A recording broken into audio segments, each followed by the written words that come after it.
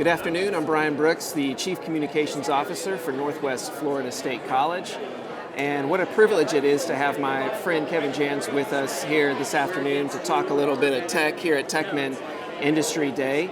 And Kevin is a former contracting officer who now oversees a team of individuals who help coordinate contracts with government relations. And we had a great conversation earlier about podcasting. It was very, very interesting, and thought, man, what a great interview to have. So thank you for joining us, Kevin. Really appreciate it. Thanks for asking. This is fun. Yeah, and Kevin is actually one of the keynote speakers at the event. So we are truly honored to have you here for a few minutes. No problem. So in the world of contract, as a contract officer, can you explain a little bit of what that is?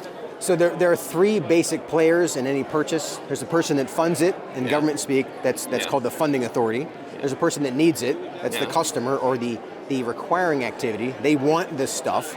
And then there's the person or group of people, they're the contracting officer, who actually buys the things with the money that the economic decider has for the customer, right? Okay. So the idea is the contracting officer is needed in order to make sure things are bought.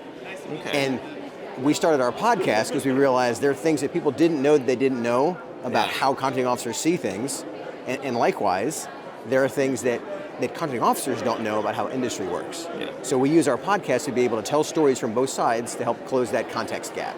Okay. And how did you come about with the idea of starting a podcast to tackle this subject? It was 2013, and podcasts were just starting to take off, and I realized... That's before it became trendy, right? Yes, we were early. It took a while for it to kick in.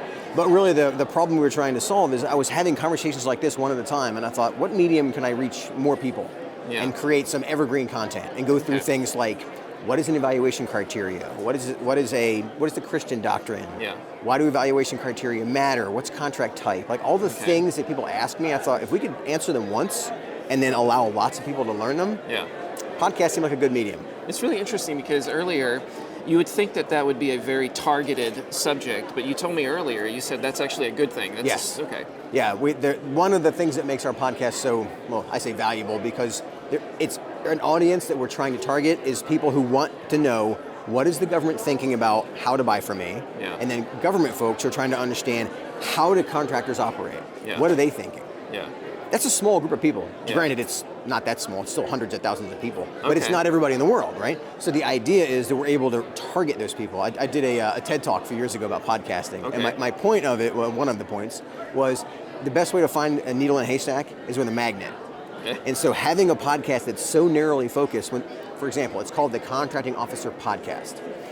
If you don't know what a contracting officer is, you're going to scroll right past that. You can scroll right past it. But if you thought, you know what, I deal with contracting officers every day, I want to hear this. And you start to get some context on, oh, they're not crazy. They have this process they have to go through.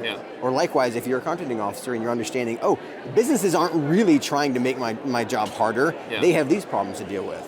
And so those are the folks who start listening, and after that, it's word of mouth. Interesting. So what's the name of the podcast again? It's Contracting Officer Podcast. Contracting Officer Podcast.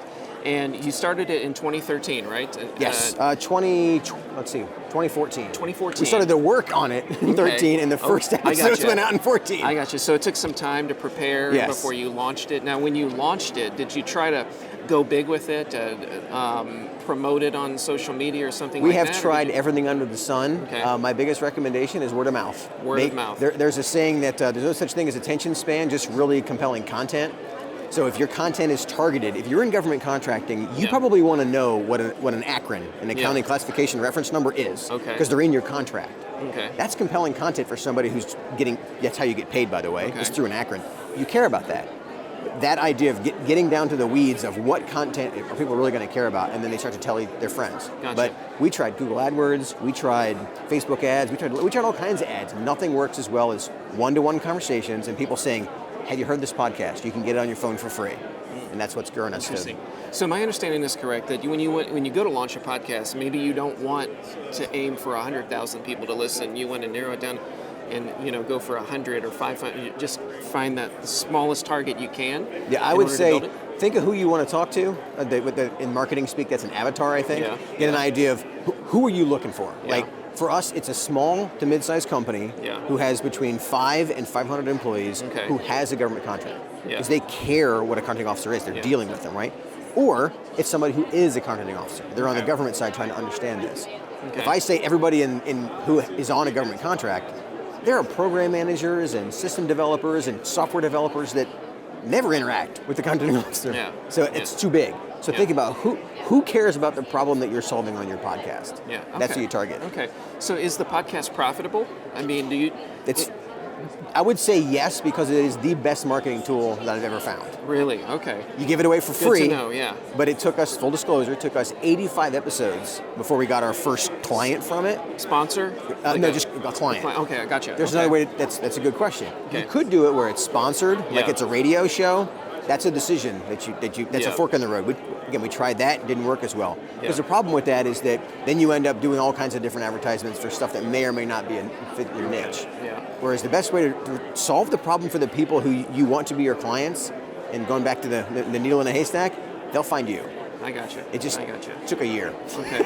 So fascinating. I really appreciate the time today, you joining us, and Kevin Jans, Skyway Acquisition, correct? Yes, and to learn more about podcasts, go watch my TED Talk. It's called Why the Micro Niche is Mighty. Okay. If you Google that phrase, Why the Micro Niche is Mighty, it'll pop up.